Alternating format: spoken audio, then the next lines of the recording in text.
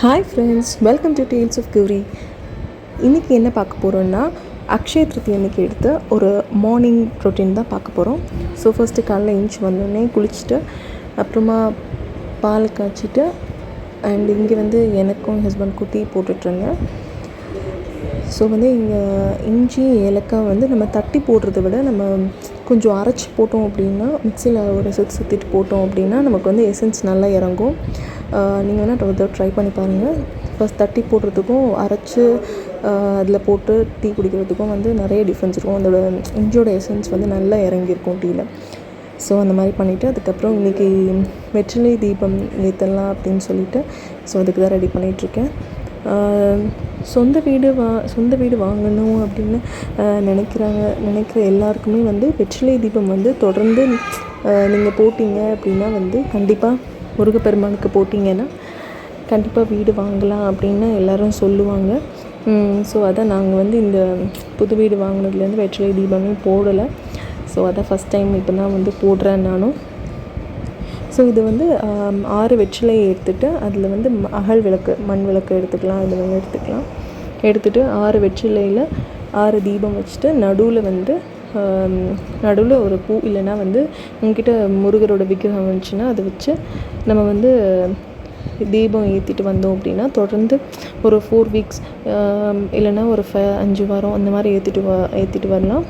So அப்படி கண்டினியூஸாக பண்ண முடியல அப்படின்னாலும் உங்களுக்கு எப்போ டைம் கிடைக்குதோ செவ்வாய்க்கிழமை இல்லைனா வெள்ளிக்கிழமை இந்த மாதிரி பண்ணலாம். ஸோ இது கீழே அந்த சண்முக கோலம் போடணும். சரவண பவன் போட்டு சென்டரில் ஓம்னு போட்டு, இது எனக்கு ஸ்பேஸ் இங்கே கம்மியாக இருக்குது. ஸோ மேலேயும் நான் அதான் போட்டிருக்கேன்.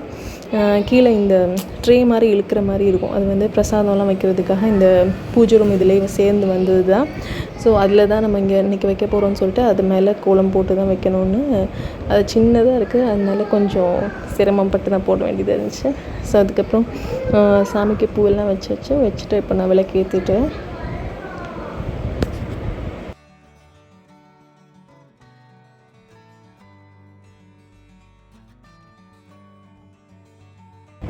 காலையில் எழுந்திரிச்சு சாமி கும்பிட்றது ஒரு நல்ல ஒரு பாசிட்டிவ் ஃபீலிங்காக இருக்குது.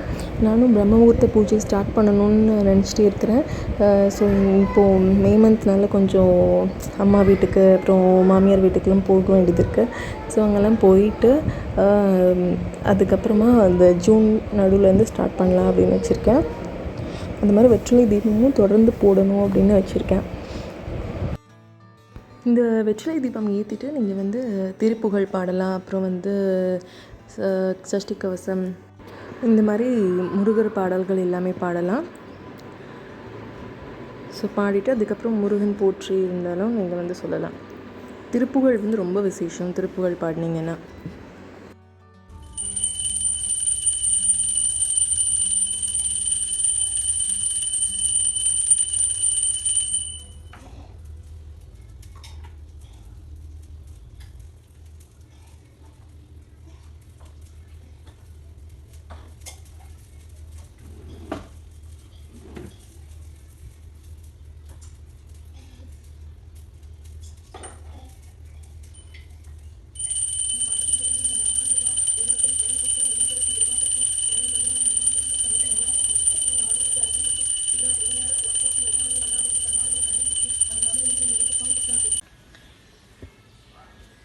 முத்தை தருபத்தி திருநகையத்தை கிரைஜத்தி சரவண முத்தி பொருவித்து குருபர என போதும் முக்கட்பரமக்கு சுருதை முற்பட்டது கற்பித்திருவது 30 மூவர் தமணரும் அடிப்பேன 10 தலை தத்தை கனைத்தொடு ஒற்றை கிரிமத்தை பொருதொடு பட்ட பகல்வட்ட கீழ் இரவாக 10 கிரதத்தை கடவிய பச்சை போய் மச்ச தகுபோல் பட்சி திரட்சி தருவது பொரு நாளே தித்தித்தை ஒத்த பரிபுறம் நிறுத்த பதம் வைத்து பைரவி திக்கோட்டு நடுக்க கழுதொடு கழுதாட திக்கு பனியட்ட பைரவர் தொக்கு தொகு தொக்கு தொகு தொகு சித்திர பௌரிக்கு திரிகடை என போத கொத்து பறை கொட்க கலம்சை கொக்கு குகு குகு குத்து புதை புக்கு பிடி என முது கூகை கொட்புற்றுடனற்ற பவுனரை வெட்டி பலியிட்டு குலக்கிரி குத்து படவொத்த பொறவள பெருமாளே பொறவள பெருமாளே பொறவள பெருமாளே.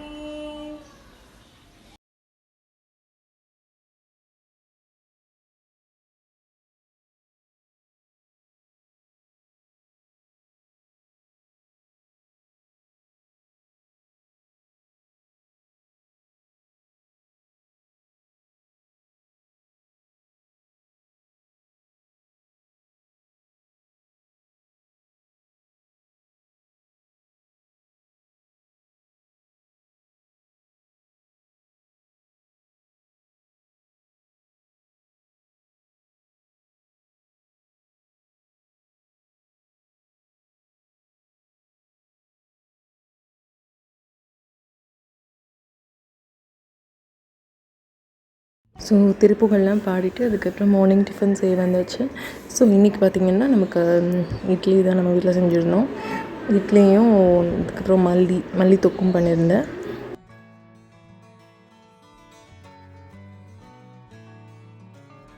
ஸோ வந்து எல்லோரும் உளுந்து அரிசி ரெண்டுமே வந்து ஊற வச்சு நைட்டே அரைச்சிடுவாங்க.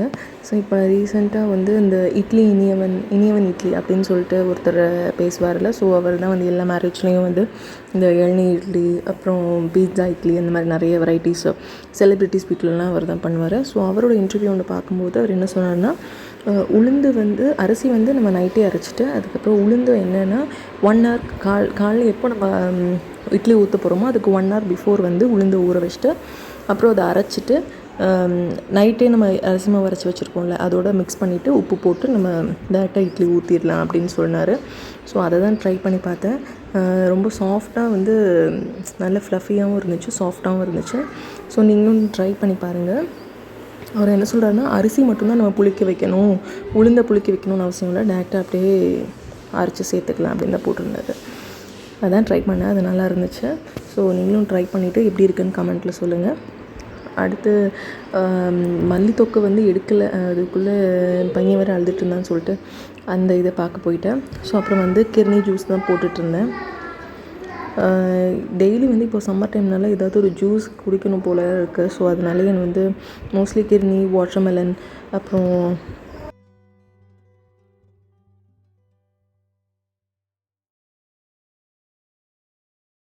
ஸோ லஞ்சுக்கு வந்து நாங்கள் வெறும் தயிர் சாதமும் உருளைக்கிழங்கு ஃப்ரையும் தான் வச்சுருந்தேன். மோஸ்ட்லி வந்து தயிர் சாதம் சாப்பிட்றதுக்கு தான் இப்போ பிடிச்சிருக்கு சம்மர் டைமில். அதனால் ஹஸ்பண்ட் வந்து தயிர் சாதமே போடுன்ட்டாங்க. ஸோ அதனால் ஈஸியான லன்ச்சு தான். ஸோ அதனால தான் ஷூட் பண்ணலை.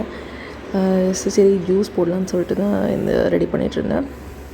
ஸோ மோஸ்ட்லி நம்ம மார்னிங்கே வந்து லன்ச்சும் சேர்த்து செஞ்சு வச்சிட்டோம் அப்படின்னா வந்து நமக்கு ஈஸியாக இருக்கும். பிகாஸ் வந்து வெயில் ரொம்ப அடிக்கிறதுனால மத்தியானம்லாம் கிச்சனில் நிற்கவே முடியாது, பயங்கரமாக வேர்த்து ஊற்ற ஆரம்பிச்சிடும். இப்போ காலையிலே அப்படி தான் இருக்குது, ஒரு 8 மணிக்கு மேலே பயங்கரமாக வெயில் அடிக்க ஆரம்பிச்சிருது. ஸோ அதனால் மோஸ்ட்லி வந்து லன்ச்சையும் வந்து காலையிலே ப்ரிப்பேர் பண்ணிடுங்க.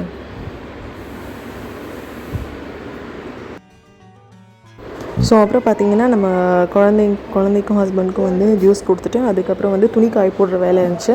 ஸோ அதான் பண்ணிகிட்டு இருந்தேன். ஸோ துணி காய போட்டதுக்கப்புறம் ஃபுல்லாக ரெஸ்ட்டு தான். அன்றைக்கி ஃப்ரைடேங்கிறதுனால ஹாட்ஸ்டாரில் வந்து ஹார்ட் பீட் ரிலீஸ் ஆகிருக்குல்ல. ஸோ அதுதான் உட்காந்து பார்த்துட்டு இருந்தேன் சாப்பிட்டுட்டு. ஓகே ஃப்ரெண்ட்ஸ், இன்னொரு வ்ளாகில் மீட் பண்ணலாம். பாய்.